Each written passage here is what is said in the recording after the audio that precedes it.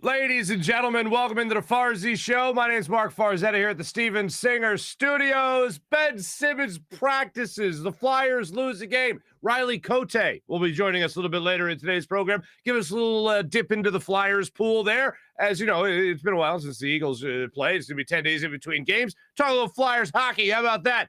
But here's the first thing I want to get into. It's not Ben Simmons practicing with the team. It's not the awkwardness that Tobias Harris and maybe some other teammates illustrated to the media over the weekend. No. It's not that. It's Zach Ertz. And just to give you guys a little perspective on where I was with all of this, I've been doing some work here with Zach Ertz's charity, the Ertz Family Foundation, him, Julie Ertz, Lisa Ertz, Zach's mom, or as she says, Zachary's mom. And I've had a front row seat to watch all the things that they've been able to do here in the community, the Philadelphia community.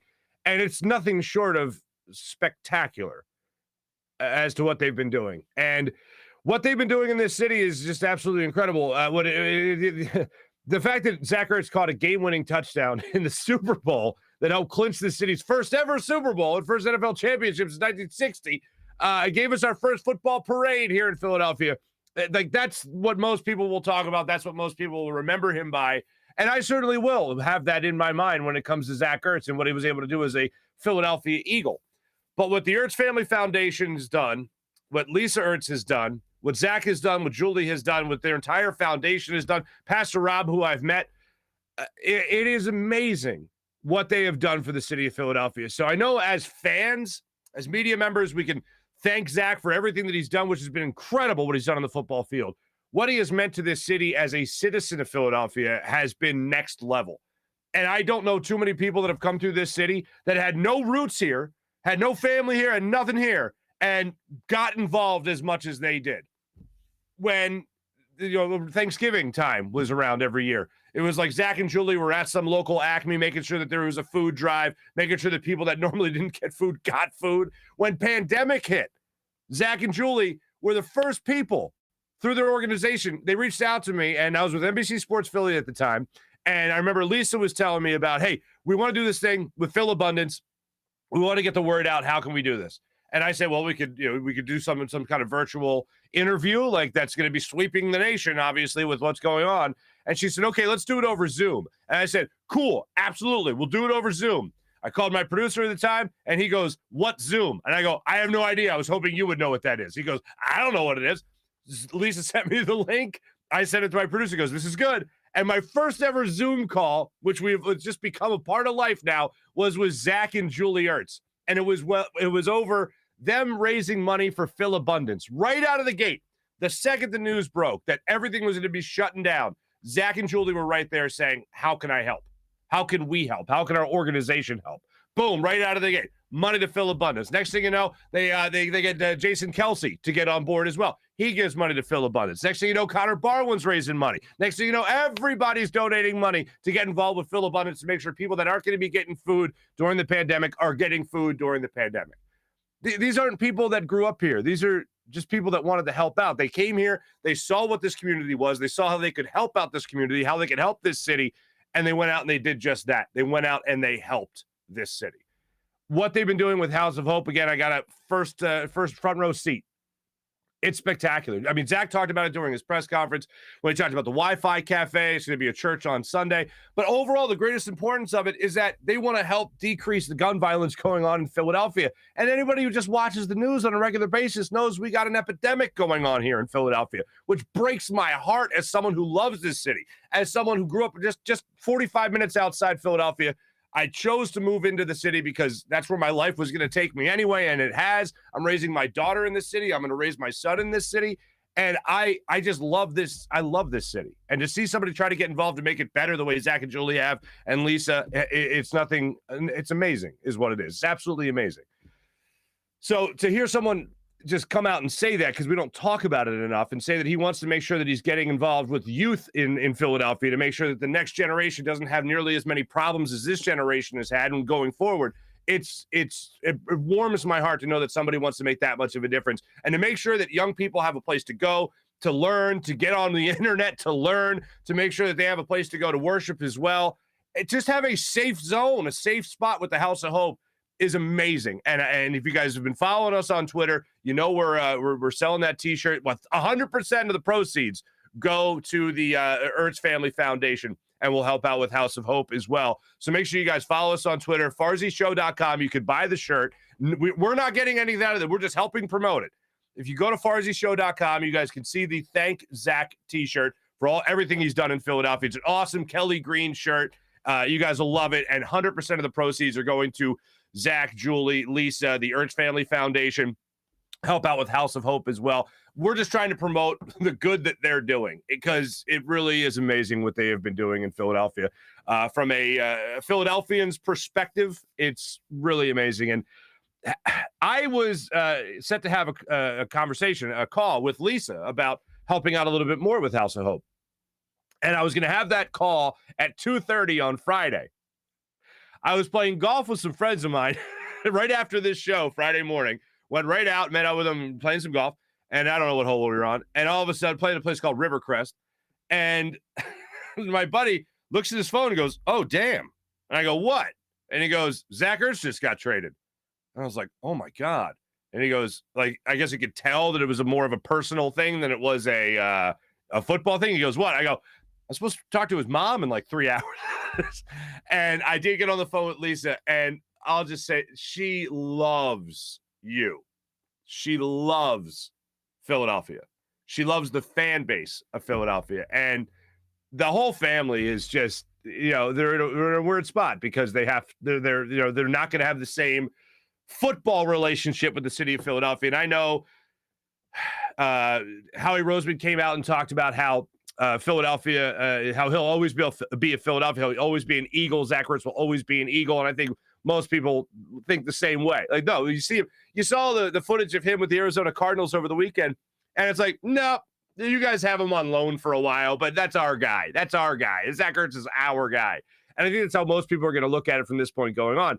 And I want to let you guys hear from Zach Ertz himself during the press conference over the weekend about his association with Philadelphia, this Northern California guy, married an Arizona girl, and really what he thinks of the city of Philadelphia now. And this is what he had to say about it when people were saying, "Hey, you get to go home. Julie's from Arizona. You get to go home. You're a West Coast guy. You get to go home." This is how Zach Ertz addressed that over the weekend. When this was coming about and people started to know about it, they're like, "Well, you're going home. You're going back to California. Julie's home. And this is home. Philadelphia's home."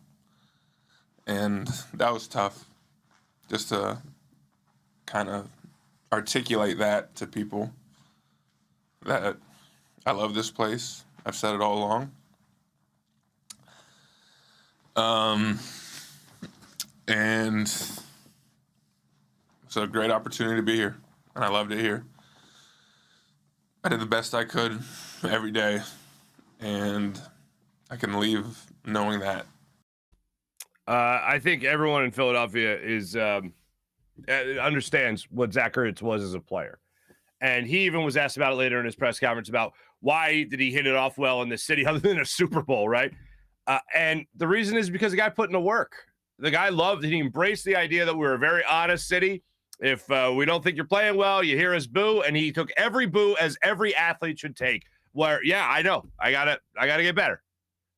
And he said you can never really get through his thick skin because he would agree with you, basically. If he wasn't playing well, he knew it. No athlete, according to him, no athlete should need to be told they need to improve or that they didn't do a good job. Every professional athlete should be a pro and realize that. Hey, I'm not playing up to par right now. I'm not playing up to how I want to play, how I expect myself to play. I am not reaching my own expectations of myself. And when the fans realize that, that's when they boo. And Zach said, yeah, I agree. I agree with you. And that's why he was in the jugs, hit the jugs machine on Mondays. If he had a couple of drops, working on run blocking, if he missed a couple of blocks, whatever it was, he was willing to work on his game. And I think that's something that people will always appreciate in Philadelphia about that man's work ethic. It is an incredible thing, and I wish him nothing but success and luck when he's out there in Arizona. He did say this isn't the last you'll be seeing of me. He'll be back in Philadelphia for House of Hope and helping out with that charity as well, with the Ertz Family Foundation. Wish him all the best because I think a lot of people in this city need that type of mindset when it comes to embracing the city of Philadelphia and understanding the city of Philadelphia. I mean, we take a lot of pride in being different than people from California or Arizona or really a lot of different places across the country. But we do have a lot of similarities, whether we want to admit it or not, to New York or Boston, because they're both intense sports cities, right? But when it comes to Philadelphia, one thing that I think we are above all else is brutally honest. And he even said that in his press conference, saying that we're very blunt when it comes to how we treat our athletes, when it comes to how we treat people coming into this city. And he got that from the get-go. So, again, nothing but success, nothing but well wishes to Zach Ertz on down the line. That's for sure. We hope to be talking to some of the people involved in the Ertz Family Foundation a little bit later on in the week. I had the pleasure of interviewing Zach and Julie, of course, a couple of times. I interviewed Julie one time at the Super Bowl that the Eagles won. She was doing hits, I think, for Team USA, as a matter of fact. And I had a dog mask on as I was going around interviewing people, because, of course, I did. And she saw me, saw the NBC logo as well. We started talking.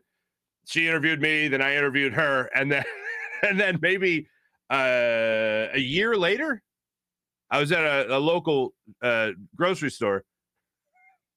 And I get in line and I look up and it's Julie Ertz, like right there in front of me. And she just she was very polite. She like turned and just kind of gave me a smile and I'm hi, how you doing?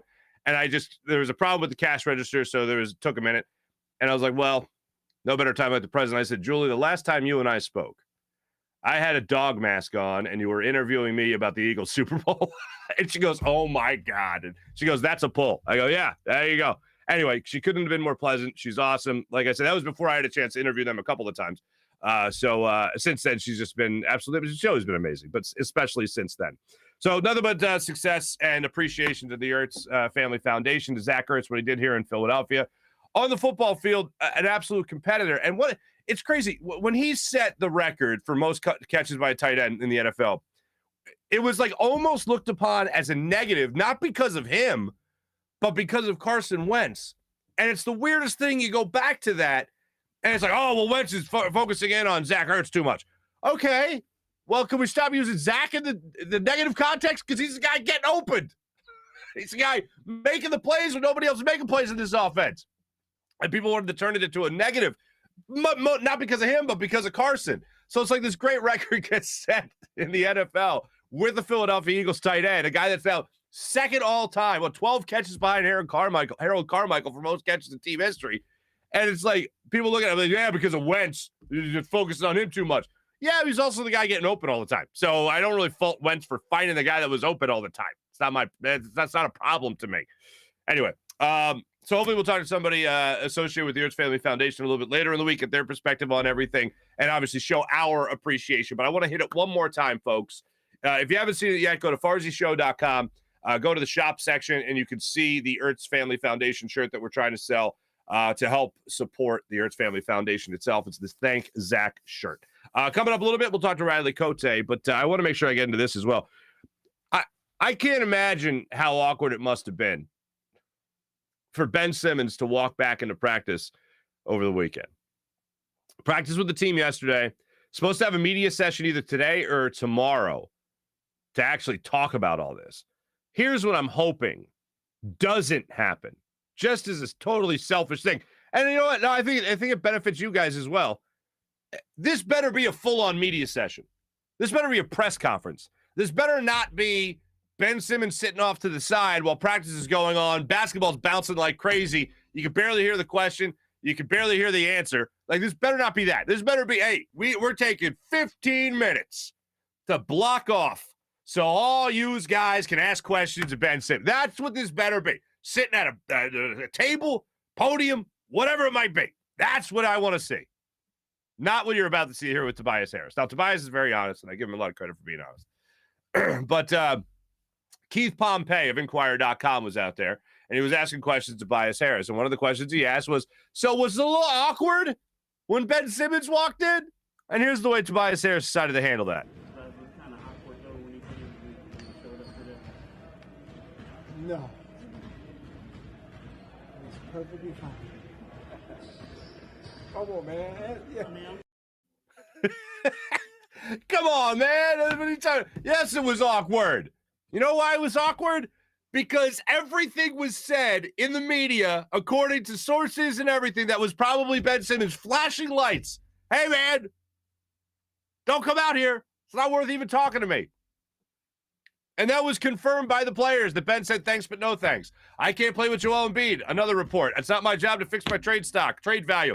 According to reports. Windy going out there on Sirius XM talking about how Ben Simmons doesn't want to play in front of the Philadelphia crowd. Yeah, a lot of stuff was said.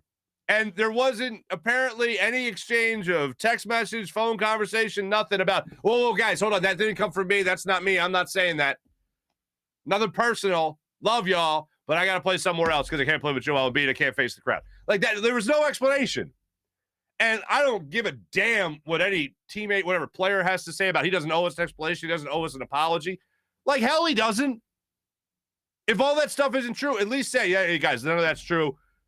The stuff about not coming out to see him, hey, sorry, I couldn't. Sorry, I just thought I would waste your time if you guys came out. I thought this was all going to be done by now and I'd be traded. Yeah, no, man, you gotta play. And you got to play well to get traded. Doc Rivers isn't committing to whether or not Ben Simmons is going to be available for the opener coming up. Right now, not in game shape, so we'll see how that goes. So this could drag out for a couple of more days before the Sixers actually start their season with Ben Simmons in or not in the lineup. So there's a lot of question marks surrounding all of this. So you can tell me that you want to be professional all you want. You can tell me that you don't need an apology all you want. But the bottom line is this needs to be addressed. This is a major problem with this team. You have a player coming back in who just talked all kinds of crap on this team. Can't play with Joel Embiid. I just listed it off for you. Can't play with Joel Embiid. Doesn't want to play in front of the fans. Has an issue with the system here in Philadelphia. Like that with the Sixers, to me, is insane. Apparently told his coach, like, yeah, no, I mean, this is it. Back in August. So what? How do you not address that? How do you not clear the air? That's one of the things I'm really interested in hearing from Ben. Whether or not this happens today on Monday, whether or not this happens tomorrow on Tuesday. So I will sit and wait patiently for any explanation from Ben. I want to hear Ben's side of the story. I would love to hear. Yeah, a lot of stuff that got out there wasn't from me. I don't know where it came from. Y'all people are crazy making stuff up. I'd want to hear that. I don't necessarily think I believe him. But I'd want to hear at least a little bit of that because maybe the team will believe him. Maybe the team will be like, all right, whatever, hey, Ben, all right, thanks for addressing it. Now let's move on. Tobias Harris on where we go from here. To be honest, the response for us is, look, we got an opening to our season coming up. And, like, truth be told, that's honestly where our focus is. And we can't, we're grown men here. This is not middle school, 7th grade, 8th grade. Oh, you did this to me, you did this. No, it's all right. As soon as we step on that floor, it's just basketball. And honestly, that's the way it should be. We're here for one thing, and that's to be the best team that we can be and compete and get better as a group. So, all the other energy of this and that, the vibe was what it was, right? Like, was it perfect? No. Like, but we're here to do a job, and that's to win basketball games. So we put our big boy pants on when we get on the floor and do what we do, and that's pretty much it. All right, good for you, man. If that's professionalism at its finest, then if that's where it's going to start and end, there does need to be some kind of explanation. I'm sure it doesn't just end with that. I'm sure when they get on the court, it's basketball as usual, but it seems like a lot still has to be ironed out. For him at least to acknowledge with the sarcastic, no, not awkward at all, man. That's what you talking about awkward. Yeah, it was awkward as hell. So hopefully this irons itself out. We'll see that happen in the not too distant future here in Philadelphia. Now, before we talk to our guest today, Riley Cote, I do want to tell you about my good friend Steven Singer of Steven Singer Jewelers. Do what I do with all your big jewelry purchases. Make sure you go to my friend Steven Singer, the other corner of 8th and Walnut, right in Philadelphia, where you get the perfect price every single time. Steven's in the love business. So what does that mean? That means not only do you want to show love to the person you're buying a piece of jewelry for, but Steven wants to show you love and respect as well by giving you the perfect price. Not feel like, ooh, maybe I can get a one-up on this customer by marking something way up and just knocking off a couple $100, make them feel like they won something because they haggled or negotiated a little bit. No, you walk in, you don't got to worry about a discount, you don't got to worry about a sale, a coupon, anything like that. You walk in to get taken care of every single time by Steven Singer with the perfect price. the other corner of 8th and Walnut. And also, don't forget, IHateStevenSinger.com. Look at all the beautiful inventory there. Make an appointment on the appointment scheduler. Walk on into the store and get treated like royalty by a real jewelry expert, a real jeweler walking through the entire process, making sure you see everything they have to offer. Beautiful diamond rings, diamond engagement rings, beautiful diamond earrings, tennis bracelets, necklaces, the whole kit and caboodle, ladies and gentlemen. Do what I do. Trust the other corner of 8th and Walnut. Steven Singer Jewelers, one place, one price, the perfect price. The man who has got a master in the loves business, Steven Singer of Steven Singer Jewelers. Ladies and gentlemen, the Flyers, unfortunately started off the season with a loss, but they got a point, right? Claude Giroux had a game-tying goal late in the game. That was pretty great, huh? Yeah. Hopefully they start rattling off some wins in the not-too-distant future, make you feel a lot better about this. The man to talk about it all from the Nasty Knuckles podcast. Ladies and gentlemen, please welcome into the show our good friend, Mr. Riley Cote. Riley, what's up, brother? What's happening? Oh, man. Hey, great to have you. How's the podcast going, friend? It's been going well. Yeah, it's been a lot of fun. Yeah.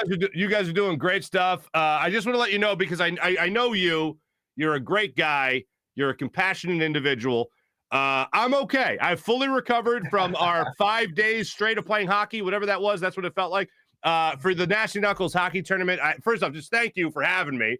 I literally thought it was going to be just like play with Riley, sure, a little wave, little play with a stick, and then I'd go home and take a nap. It was a full day of playing hockey with you guys. It was so much fun, though. Oh my God, I'm still recovering too, man. My knee, man, is jacked up, still inflamed. That was no joke, but I appreciate you coming out that day, and we should give you more of a heads up. I didn't know what I signed myself up for, man. That was no joke. That's serious wear and tear on the knees, man. Well, I'll say this. Nasty gave me some great advice, and he was just like, Farzy, take an ice bath, man. You just go, stop over there at a beverage place and get a big old thing of ice and just throw it in the tub. And I will say, that was my first ever ice bath. I threw a couple of beers in there, and I'm not a really big beer drinker, but I knew it was going to be in there in a minute. So I started just popping them back, man. It went down smooth. I bet. That was action-packed, man. You had a big goal there, a couple big goals, but definitely one big one. And man, it was a lot of fun. Yeah, a blind squirrel finds a nut, and some squirrels have an orchard, I guess. And I got lucky with that, even though I was blind. All right, let me ask you this, my friend. Carter Hart did not look great to me, and I am not on that wagon of Carter Hart. He saw he's Carson Wentz 2.0 or something like that. I think that's a dumb hot take, but it looked like he just wasn't crisp. Look, I'm not a gold. I don't know, man. But to me, it just looked like he wasn't up against the post. He looked like he lost track of the puck. There was a couple of goals there in the shootout, which I know is unfair to a goaltender to begin with, that he just looked lost on. He did not look sharp in the opener. I'm not burning everything down yet. Give me 2 games. But he just didn't look his best. What did you make of his performance? Yeah, I agree with that 100%. Yeah, he didn't look his best. A couple weird goals. Maybe a couple saves there. It changes that second period, different outcome. But yeah, I agree with that 100%. I mean, I think if he's a little sharper, they don't squeeze out 4 in that second, and then you're not playing from behind and going into overtime in a shootout. So yeah, I mean, it's game 1. I thought there was good parts of his game, and there's really some really good parts of the game in general. Yeah, I mean, to me, he said posts, some of his movement. I know, again, it's a couple freak goals there, but I think if he's a little bit better, they win that game. When it comes to the weird goals, the freak goals, as you put it, I know you were there when everything happened with Patrick Kane in the Stanley Cup Finals, and it was kind of was there a goal? Was that why is he happy all of a sudden? What happened? And I felt like there was at least 3 of those in this game where even Carter Hart was looking around, going, "Wait, huh? Was that a goal? What happened?"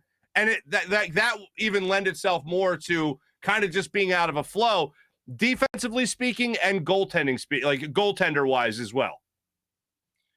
Yeah, you know what? Yeah, I mean, I just didn't think he looked settled. He's flopping around. I mean, I think when you're sharp, you're on your post. I mean, yeah, there's fluke things that happen all the time in hockey games, but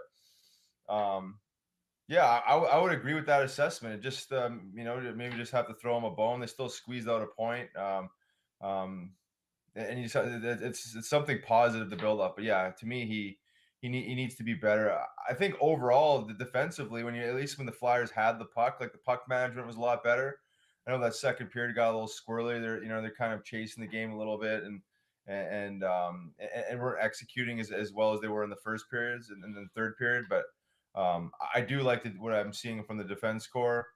Clean up a few things, and you get one of those basic saves. I think the Flyers will be all right. When it came to the aggressiveness of the Flyers, I was trying to make the distinction.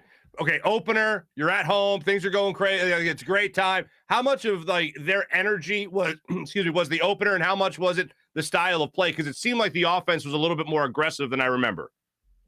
Yeah, and the first period was strong, right? I mean, that's some good energy. They were attacking, they were shooting. I forget what the shots were after the first, but I think they only gave up maybe 4 or 5 shots.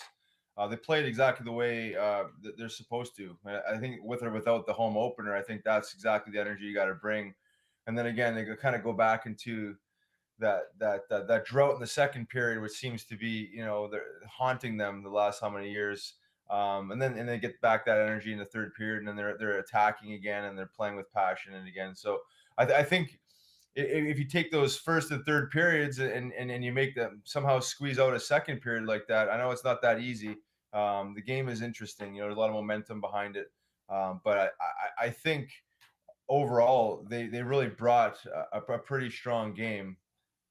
But how much of that was the home opener? I guess we'll see. We'll see tonight, I guess, to see if they can bounce back with a solid effort. Yeah, the Kraken, I got to say, man, the NHL did a great job with that one. I just think that's such an awesome name. Their graphics, they're all nice graphics, not to go down this route, but like it looks cool. Good for them. Like they got it right. They got it right. For sure. Yeah. Branding 101, right? Marketing 101. Yeah, they look good. Yeah. If anyone knows that's the Nash Knuckles boys. I see your merchandise is insane, guys. Let me get to this. I'm always fascinated by this because Philadelphia is such a parochial city. And I said this earlier in the show. I grew up like 45 minutes outside of the city. Yet I will never be considered a Philadelphian because I didn't grow up like at the down 9th Street. I didn't grow up in Northeast Philly. I didn't grow up, Passyunk. I didn't grow up, anywhere. Like I grew up outside the city limits, so I'll never be looked at as a Philadelphian. But I can't imagine a guy like Zach Ertz coming to town from California and getting assimilated with this city. I can't imagine any Canadian coming to Philadelphia and be like, oh yeah, totally. That's just like home. Like, when does it happen? Because obviously you live in the area now. So when does it happen where it kind of just clicks in like, oh wow, this shoe fits? It's interesting, for a guy like me, just meat and potatoes, and I kind of learned a little bit about Philly before I landed up ever coming to Philly. And just, when we actually got the call, it was like, oh, wow. I'm like, I feel like I could fit in this city because I'm maybe just a hard-nosed guy, worker, you know what I mean? Just like, just want to show up and do what I need to do. And I think as an athlete, most guys are wired that way. They just want to come to any city really and just bring what they have and leave it on the field or leave it on the ice and then hopefully that's good enough for for the city, for the team and for your own performance. But I don't think most guys really like come to either Philly or whatever city and like think of it like, oh, like it's a different mothership. It's like, okay, well we have to come here and perform as an individual, as a team, and if we do that, the fans will support us and embrace us. And if we don't, or, we get booed off the ice, off the field, and you know what I mean, you're going to hear about it. And I think that's fair. These guys are getting paid a lot of money for performance. It's performance driven, obviously, and people have a right to be upset. They spend their hard-earned money on entertainment, and in this case, sports. So, I mean, it's I think as an athlete, I think there's certain cities that you have circled on the map that are a little bit more aggressive, fan base. Philly's obviously one of them. But I don't think that changes the mindset of the athlete. I think you still got to go in and do what you got to do no matter what. When it comes to being booed, like I'll never forget this. I played a couple charity events at like Citizens Bank Park or Lincoln Financial Field, right? I've been on the ice at the Wells Fargo Center, and I can't help this thought. And I'm there, like there's nobody there yet. Like there's nobody. We're not selling out stadiums for these charity events, right?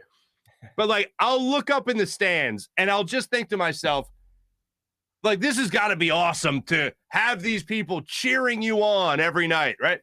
And then I think of the opposite. I think of, imagine everyone in these seats really don't like you or really don't like what you just did. That's got to be a daunting feeling to know you've pissed off 18 to 20 to 70,000 people if you're talking about the link. What is that like? How do you take that if something you did was not met the approval of the attending crowd? Well, I don't think it's easy. It's hard on the psyche for sure. But I think that the fans are as forgiving as you are. Willing to own your mistake and get better. Right. I mean, it's like they could boo you 1 second and literally like 5 seconds later they could cheer you on. So it's not, you just can't take it personal. I think at that level too. Again, I was never a go-to guy, so I wasn't I wasn't the guy that they're probably booing necessarily because I made a terrible play, because that wasn't really I wasn't really in that world of $8 million contracts, and then it's like, oh man, another bad pass or whatever. How did Riley Cote not have another 40-goal season? What the hell? Exactly. The expectations were extremely low, so but that being said, it's just again, the fans just cheer on the situation and the environment. If you make great plays and you play hard on every play and you finish your checks and you play the game it was supposed to, win or lose, I think the fans got your back. But I think it just lands up being when it's very obvious that there's no energy and there's no fight. There was actually a point in the second period there. I was waiting for the boos. Like I was almost like it was a stale, 5-6 minutes, couple goals, and there was just nothing going on. I was just like, oh my God. I'm like, are they gonna start booing the home opener here? But you gotta take it. You gotta take it the right way. You know what I mean? What are you gonna do? Like MF the fans? And like, no. You just gotta look yourself in the mirror, get the boys going, and get some energy. And then as soon as you do that, the energy in the building changes. When it comes to expectations for this season, when it comes to a difference from last season to this season, what are your expectations? What are your expectations overall for this year from this Flyers team? And then what do you expect to be from like an X's and O's standpoint that will be different going into this year? Well, I think they're a playoff team. I mean, that to me, they have to make the playoffs. And I think they're built to make the playoffs. After that, I can't really say that this early because it's tough to make that speculation. Okay. As far as X's and O's, I don't think the X's and O's change a whole lot besides the fact that they have a couple added bodies on the back end that can move the puck a lot more or hang on to the puck and possess the puck more, which, they can deliver the puck to the forwards quicker, as you play out of their end a little bit quicker. Therefore, I think you're going to land up seeing the Flyers actually have the puck to play in the offensive zone more and staying away from their own end. So I'm not sure if it's an X's and O's thing. I think they're just built better on the back end, that they'll have the puck more. They're better playmakers. So inadvertently they'll be playing in the offensive zone a little bit more. So I think it just I mean, I guess the game one wasn't a great example. It still gave up 39 shots, I believe, but I think over time you're going to see that shot count be lower on the against, and then hopefully in a perfect world that they'll have more shots offensively too. So that's what I see. I mean, it's just like when you have better back end, the game is so much easier because they can just make a simpler play and get the puck away from the net that much quicker, and there's less stress on the goalie. And you just got to bank on the tender being ready for when the shots do come. But and that going back to your point early, maybe to me that was probably the difference maker in the game. Mm-hmm. Look, my expectations aren't crazy when it comes to Cam Atkinson, but I don't think a player's mindset ever changes to what that player is, and I think he is a goal scorer.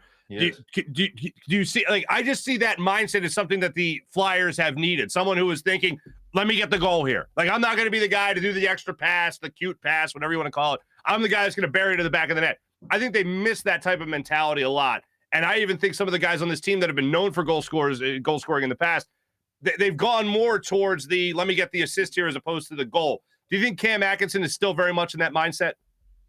Well, it seems to be a shooter first. Yeah. I mean, if you look at a couple of his preseason goals, some really nice goals. I mean, obviously his goal the other night was, I mean, it wasn't like a highlight reel goal, but it was a nice play. He got a shot off in the slot and he thought shot first, obviously. And yeah, I mean, I think he is probably more of a shoot first player when a lot of these other guys are pass first. Not that there's anything wrong with that necessarily, but as a coach, you remember, coaching and still to this day, the highest percentage play is shooting the puck. And I understand when you have vision, like some of these guys have, they're seeing stuff that you and I are probably not ever going to see. So it has to be some sort of, breathing room you give these players to make plays. But I mean, shooting the puck is never, ever a bad play. I mean, you've seen it when you played ball hockey. Like the strategy in ball hockey is fire the puck from everywhere, right? They just shoot it from everywhere, and then they just crash the net, and then they just like bees going to the net. Like, I understand at the NHL level, there's more patience involved, and these guys have just high-end ability. But sometimes the high-end ability lands up working the other way when you hang on to it too long and you want to find the extra sexy play. I think putting the puck in that is never, ever a bad thing. So I think, guys could all probably improve at that. But I think, like you said, Atkinson's probably more of a shoot first mentality. When it comes to the business side of sports, how does it get ignored on the ice or on the court or on the field, whatever it might be? Like, we're all going through this thing with Ben Simmons right now, following all of it. I can't think of too many instances in hockey. I mean, the Lindros situation in the 90s was just insane. But when it comes to a player's business off the surface of play, away from the game, and then that player comes back, I know you're all grown adults. I know you're all professionals. But I think anybody coming into any working environment where things were said out in the open like that, or things weren't denied that were put out in the open, how do you deal with that as a team?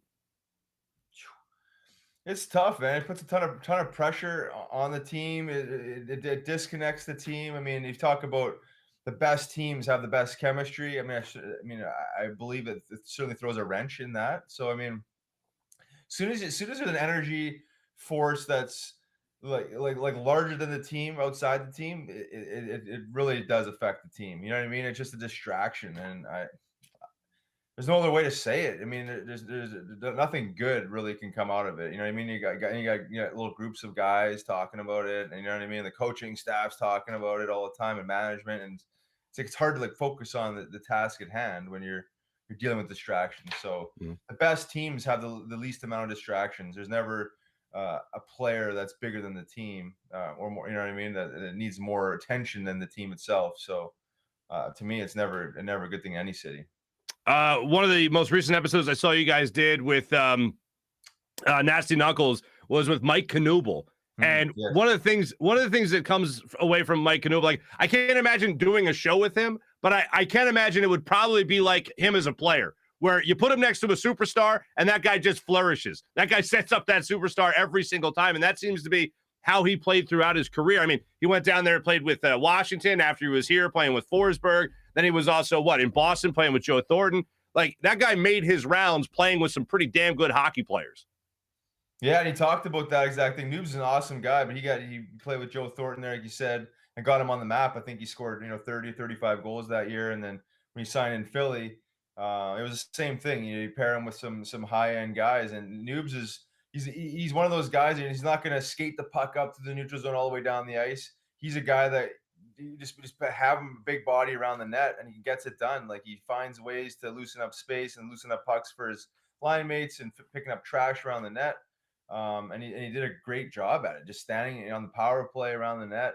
And he has a knack for it. So yeah, I mean, he's just one of those guys that got rewarded, and realized that you could, put him up and down the lineup, and then he fits in. But if you put him with some real true goal scorers, playmakers, he can complement them. So he had an amazing career just doing that. He was never like the 1 or 2 guy, but 3, 4, 5, but complement anybody he plays with, just because he's a big body, understands the game. He's a simple guy, and hang around the net, right? I mean, it's like as old as the earth when it comes to strategy around hockey, right? Be strong around the net and put yourself in the scoring positions, and that's what he's really, really good at.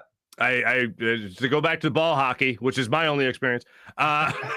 Nasty just say, Farzy, just go to the net. Just go to the net. Just take up space. Just go to the net. And by golly, I'll put my stick on the ice. Couple assists right there for the guys. Riley, thank you so much. Make sure you guys check out Nasty Knuckles podcast, Nasty Knuckles web show as well. Follow them across all social media platforms. Can't thank you enough, brother. And don't hey, I'm in the backyard. 3 hours every day since that ball hockey tournament. I got plates in the corner of my nets, man. I'm just getting ready for next year, brother. Getting ready for next one, yeah, man. Yeah. There you go. The knees, man. His knees were still swollen. There you go. My God. Riley, thank you so much, brother. Really appreciate it, man. See you, Farzy. Good seeing you too, man. Riley Cote joining us right there on the Rothman Orthopaedics guest line. Thank you so much, Riley. I'm not, folks, I know I talked about it when I went through the whole thing. It was intense. I literally expected I'll play with the Nash Knuckles, guys. Little 5-minute game or something. Like, hey, everybody, thanks, And then go home and take a nap. And it wasn't that at all. It was really intense. And legs were shot. But the ice bath did help tremendously well. And you know what else helps? Rothman Orthopaedics. Because if anything really went down for me, the first call I was making was with Rothman Orthopaedics. Because remember the old you? The one didn't have to put up with a fickle knee, a finicky hip, or a shoulder that no longer did what a shoulder should do. Well, guess what? The Rothman approach to orthopedics is here to get you back to being you, back to running, walking, working, and playing, back to living your life the way you want. With same-day appointments available, you can start today at RothmanOrtho.com. That's RothmanOrtho.com. Rothman Orthopaedics, the official orthopedic partner of your Phillies, Eagles, and Sixers, and maybe even the Nasty Knuckles ball hockey tournament as well for next year. I want to tell you guys about BetQL. Hopefully you guys are making the smart bets. If you want to get the advantage over your sportsbook, you need to download the BetQL app, the only app you'll need to make smart bets. Their best bets computer model scans over 350,000 unique bets per year to give you a best bet recommendation for every game across all major sports and gives you the reasoning behind why you should place the bet. Their model covers everything from point spreads, over-unders, player props as well. And if you don't want to use their model and prefer to do your own research, BetQL has all the necessary tools for your betting research needs. Everything from sharp data, line movement, team summaries, lineups, injuries, breaking news, even a leaderboard to help you track your own success. Head to the App Store right now or Google Play Store and download the BetQL app. That's BetQL. Also want to tell you about our great friends at Steak and Maine, steakandmaine.com. I ran into it was a family weekend, folks. I had a great family weekend. My cousin came down, hanging out with him Friday night. We all went up to his place, lives up in the Allentown area. We had ourselves a great time. More cousins came over, had ourselves a great time. And my one cousin-in-law, John, says to me, he goes, you stop that jibba-jabba about the size of that steak. That steak that you eat at Steak and Maine, is it really a 2-pound steak? And I went, bada-boop, bada-boop, pulled up my phone, showed him the picture. I said, you tell me there, compadre. Sure enough, he goes, holy Lord. Yeah, it's a big-ass steak. That 2-pound tomahawk steak from Steak and Maine, succulent, delicious. Pair it with a fine Pinot Noir from Cavada Cellars Wines. That's a good night right there. That's a wonderful night, as a matter of fact. That's not all they have. Freshly prepared sushi, great bar to just sit at a bar, have a drink, watch a game, have a great time doing that. The bar, the patio they have, the table for at least like 10 people that it sits that rotates so you can share your apps and whatnot. It's amazing. If you're not man enough like me to finish that 2-pound steak, whoosh, spin the table. Next thing you know, someone else is getting a bite. They also have they have a very, very nice steakhouse you could dine in as well. If you just want that atmosphere, they got it all at Steak and Maine. And like I said, make sure you try yourself a fine Cavada Cellars Wines. From his family to yours at the table, it is spectacular. So do what I do. Check out Steak and Maine, steakandmaine.com. The heart of Northeast Maryland. It's just a great place, ladies and gentlemen. You will have yourself a phenomenal time at Steak and Maine. It was voted #1 place for steaks in America by the Travel Channel and the Cooking Channel, so I think they know a thing or two about cooking you a steak. Do what I do. Steakandmaine.com. How about this? Windview. We had our man Josh Miller on just last week talking about the great people at Windview, all the things they do that are fantastic, all the bets you could have had, gotten involved in, all the predictions you could have made during the Bucks game, the Eagles and Bucks. This is what you got to do. Download the incredible Windview app right now. It's the only game where fans can take on other fans and end the debate once and for all. Who's the biggest sports fan and who knows more? You have those friends that think they know everything? Oh, my God. So annoying, right? Let's chat them up with the Windview app. It's the only way you can really test their knowledge, put your knowledge to the test as well, and win some money as well. It's a great thing. It's an extra layer of competition to your fantasy football league. It's not a daily fantasy league by any means. It's not a sports book. It's a way you can challenge other fans to see if they can walk the walk as well as talk the talk.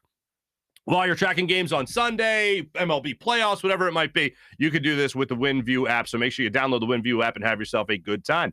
Also want to tell you about our friends at PHL Sports Nation, Philadelphia Sports Nation, enhancing your Philadelphia sports fan experience. So have yourself a good time with that as well. Let's get into our social media check-in brought to you by Steak and Maine and steakandmaine.com. A lot of people chiming in saying good morning. A lot of people liking Riley Cote here. We got Sean checking in. What's up, Sean? Good morning to you. April, good morning to you. Kevin, what's happening? It's a shame they really did love the city. That pic of him crying broke my heart. April talking about Zach Ertz. He it's funny when guys actually cry on camera. It's in their head forever. And I remember Ruben Amaro Jr. crying on camera. I can remember a bunch of guys. And when it comes to Zach, at the end of last year, he thought that was it. This great run he had in Philadelphia, winning a Super Bowl, all the charitable stuff that I rattled off at the top of the show, all that stuff. It really does. Like, when you don't expect to love a place and then you end up falling in love with it and making it your home and saying where you grew up is no longer your home. This is it here in Philadelphia, where you grew up as an adult. That's your home.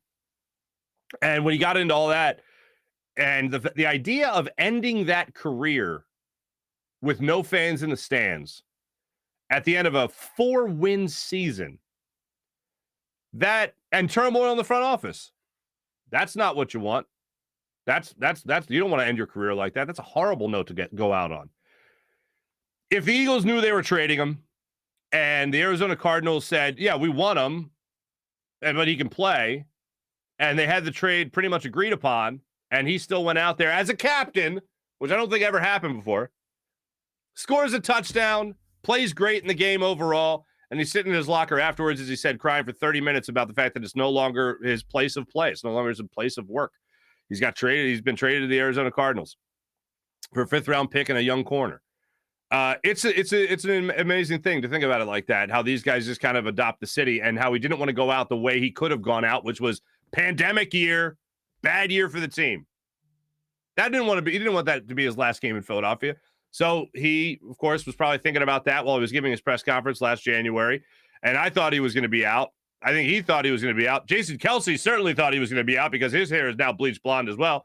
But he got to play at least 6 more games here, got to score a touchdown in his last game and go on his merry way after that. So we wish him nothing but success and just appreciate all the time he had here in Philadelphia. So April, yeah, it is a shame. What do we have here? Oh, she's sad. It's too early to be sad. Sean, again, good morning. One Guapo. Good morning, everybody. Good morning, Guapo. Dak is here. What's up, Dak? Good morning. Sean, April. This is April. Dallas win was infuriating, but I got to give up. But I got to give up on Dak. So Dak is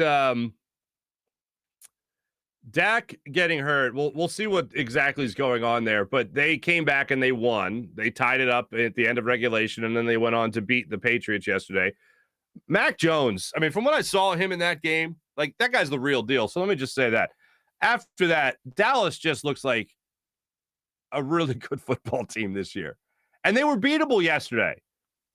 But they have found a way to win. And yesterday, the Ravens and the Chargers kicked off their season, or kicked off in a game. And both those teams have had seasons where they have just found ways to win. They have been trailing late, 66-yard field goal, Justin Tucker. They've found a way to win. The Chargers and the Ravens had like the same point differential. They had scored the same points on the season, allowed the same amount of points on the season, pretty much. They both have young quarterbacks that are up-and-coming stars, Justin Herbert more so than Lamar Jackson, because Lamar Jackson's already there. He already came up. He's there. And Justin Herbert's now coming up, right? So it's a wild thing to think about when you go through you go through their schedules, just finding a way to win. Dallas Cowboys, got to give them credit. They found a way to win as well. Don't know what the rest of the season has for them, but it was the type of thing where last night I'm watching that game going to overtime, and Toots is telling me, oh, we got to take little Toots up to bed. I'm like, hey, she can wait. And I'm watching it unfold, and I just couldn't believe it. And there they go. Though they win. Dallas still is just playing some pretty good football this year. One of the throw things. Anyone else throw things after the Dallas win? April says, not Lindros. The Lindros scenario is one that it was my first. Eric Lindros in the 90s with the Flyers was my first introduction to sports as a business. Like players had left to take more money elsewhere, and we had gone through that before. But the other side of it with the emotional stuff was like, wait, hold on a second. I thought they were your employer. You just play. They pay you money, and you play. You're not getting along with these people? What does that mean? Your parents are arguing for you with these people? Your dad's your agent? Carl? He's the guy making things happen here? What? You got a guy with concussions, and this was before concussions were a thing, and I say that with all seriousness. It was like, you had a concussion, you shake it off and get back out there. Like, that was how it was looked at. I remember talking to Gary Cobb about this years ago when the concussion epidemic was going on and people were really starting to learn about it and all that stuff. And he's like, oh, yeah, we had concussions when I played. We call them dingers. I think is what he said. Yeah, dingers. How many fingers am I holding up? All right, get back out there. And that's not the way you can deal with those things, unfortunately. They're much more intense. And here is Eric Lindros getting concussion after concussion. I'll never forget the game where Darius Kasparaitis caught him with his head down and he clocked him. I know a lot of people look at the Scott Stevens play in the playoffs. That's awful. But I'll never forget the way the Flyers responded because the Flyers were playing the Penguins on a home-and-home series. First game was in Pittsburgh, and that's where Lindros got decked. They come back to Philadelphia. And of all the things that people say about Chris Gratton when he signed that mega deal to join the Flyers, and he didn't play up to the contract, right? Well, one game that I remember him fondly, very fondly, was the game after Darius Kasparaitis just blew up Eric Lindros. And I remember Gratton got in a fight. The whole game was a fight, basically. Gratton got in a fight behind, I think, their own net, if I'm not mistaken. And Darius Kasparaitis had already been serving a 2-minute penalty. And Gratton skated by the penalty box and pointed at Darius Kasparaitis and went, you can read his lips, "You're next." And I was like, I'm going to like this Chris Gratton guy. I think I like him. And then everyone started hating him, which only made me like him more for some weird reason. But, like, that was the first experience I had with off-ice stuff affecting the game. Like, drama in the front office? What? And then, of course, T.O. took that to a totally different level. And now we're looking at it again from another perspective when it comes to Ben Simmons, which I still can't wrap my head around. Like really what it's come down for me, whenever I hear players talk about this right now, is who the hell are you again? I'm sorry, what? 3-time All-Star. Okay, that's where that's your clout. You're a 3-time All-Star while you're still in your rookie contract, your rookie extension, rather. That $140 million left on that deal. Sign a $170 million deal. And right now, at 25 years old, you're going to play the holdout game? I don't think so. Look, I can't tell you whether or not he's going to be playing in the opener or not. I wouldn't be shocked if they hide behind this game shape thing just so they could work it out a little bit more behind the scenes, like Riley Cote just told us in terms of great teams have great chemistry. Well, if you're going to be a great team this year, you're going to need that chemistry, whether it's with Ben or it's going to be moving on from Ben. But I don't think that happens unless he starts playing. You might be able to get a couple of games before you get him on the court and he still, reestablishes himself with this team. I don't think you got to worry about him in game shape. I think that guy's an Adonis when it comes to playing basketball, when it comes to being a professional athlete. So I think that's just something they're going to hide behind for a little while. I don't think it's something that's a real thing. But if he can't get acclimated, that's going to be a huge issue. If they really do start to allow this stuff, like you could say all the right things right now. Tobias Harris, hey, we're all professionals. Sure you are. And I get that, and you are. But you're also people. And you're people trying to accomplish a goal of winning a championship, of having a successful regular season, putting yourself in a good position for the postseason. And if somebody acting a fool the way Ben Simmons is acting a fool, if you see that doesn't help anything. That's a detriment. It's not a benefit. So, yeah, you could say you're all professional, but if somebody is messing with your professionalism, then that is a huge problem.